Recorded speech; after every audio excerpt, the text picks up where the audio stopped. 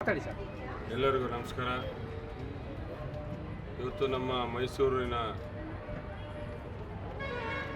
ನಗರದಲ್ಲಿ ಬ್ರಹ್ಮಕುಮಾರಿ ಸಮಾಜದ ವತಿಯಿಂದ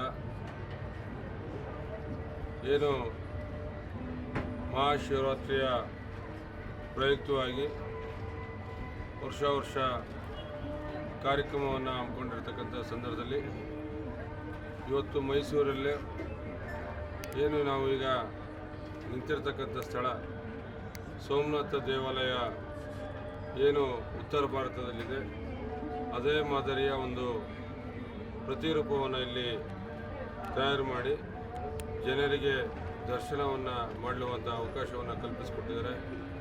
ಅದರ ಜೊತೆಗೆ ಇಲ್ಲಿ ಈ ಮೈದಾನದಲ್ಲಿ ಹಲವಾರು ರೀತಿಯ ಒಂದು ಪ್ರದರ್ಶನವನ್ನು ಕೂಡ ಮಾಡುವಂಥ ನಿಟ್ಟಿನಲ್ಲಿ ಮಾಡ್ತಾಯಿದ್ದಾರೆ.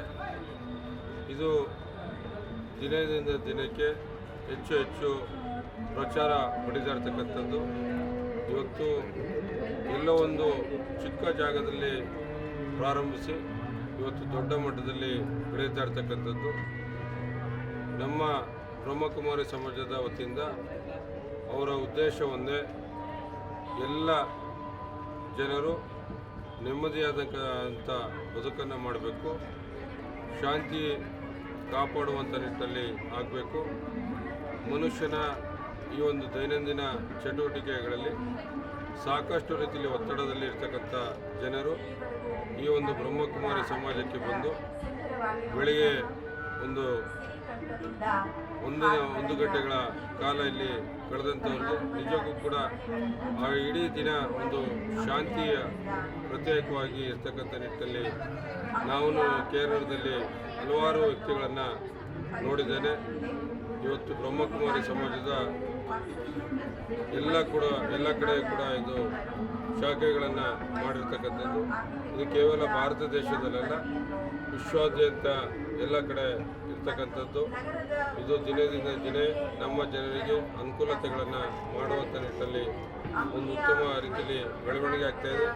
ಆ ನಿಟ್ಟಿನಲ್ಲಿ ಇದು ಇನ್ನಷ್ಟು ದೊಡ್ಡ ಮಟ್ಟದಲ್ಲಿ ಬೆಳಿಬೇಕು ಅಂತಕ್ಕಂಥ ನಿಟ್ಟಿನಲ್ಲಿ ನಾನಾದರೂ ಕೂಡ ಈ ಸಂದರ್ಭದಲ್ಲಿ ತಮ್ಮ ಮುಖೇನ ಬಯಸ್ತಾ ಇವತ್ತು ಈ ಒಂದು ಪ್ರಯತ್ನವನ್ನು ಮಾಡತಕ್ಕಂಥ ಎಲ್ಲ ಬ್ರಹ್ಮಕುಮಾರಿ ಸಮಾಜದ ಸಮಸ್ತ ಆಡಳಿತ ವರ್ಗದವರಿಗೆ ಎಲ್ಲರಿಗೂ ಕೂಡ ನಾನು ಈ ಸಂದರ್ಭದಲ್ಲಿ ಅತ್ಯಂತ ಗೌರವಪೂರ್ವಕವಾಗಿ ಮೈಸೂರಿನ ಸಮಸ್ತ ಜನತೆಯ ಪರವಾಗಿ ನಾನು ಅವರಿಗೆ ತುಂಬ ಹೃದಯದ ಧನ್ಯವಾದಗಳನ್ನು ಮತ್ತು ಕೃತಜ್ಞತೆಗಳನ್ನು ಸಲ್ಲಿಸಲಿಕ್ಕೆ ಬಯಸ್ತೇನೆ.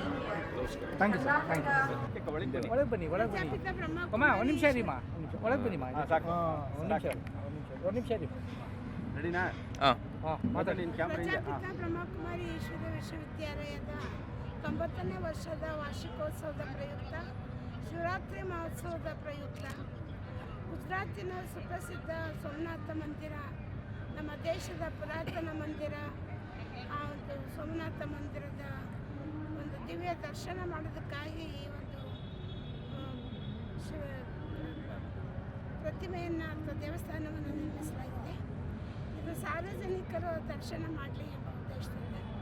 ಇದರ ಜೊತೆಯಲ್ಲಿ ಈಶ್ವರ ವಿಶ್ವವಿದ್ಯಾಲಯದ ವಿಶ್ವಾದ್ಯಂತ ನಡೆದಿರುವಂಥ 90 ವರ್ಷದ ಸೇವೆ, ಮೈಸೂರಿನಲ್ಲಿ ನಡೆದಿರುವಂಥ 60 ವರ್ಷದ ಸೇವೆ ಹಾಗೂ ಜ್ಞಾನ ಪ್ರದರ್ಶನ, ಆರೋಗ್ಯದ ಪ್ರದರ್ಶನ, ನಶಾಮುಕ್ತ ಪ್ರದರ್ಶನ, ಯೋಗದ ಅನುಭೂತಿ ಪ್ರದರ್ಶನ, ಅನುಭೂತಿ ಮಾಡಿಸುವ ಮಂಟಪ ಹಾಗೂ ದೇವಿಯರ ದರ್ಶನ, ದ್ವಾದಶ ದರ್ಶನ, ಇದೆಲ್ಲದರೊಂದಿಗೆ ಈ ಕಾರ್ಯಕ್ರಮ ಇವತ್ತಿಂದ 8ನೇ ತಾರೀಕಿಂದ 22ನೇ ತಾರೀಕುವರೆಗೂ ಇದು ನಡೆಯಲಿದೆ.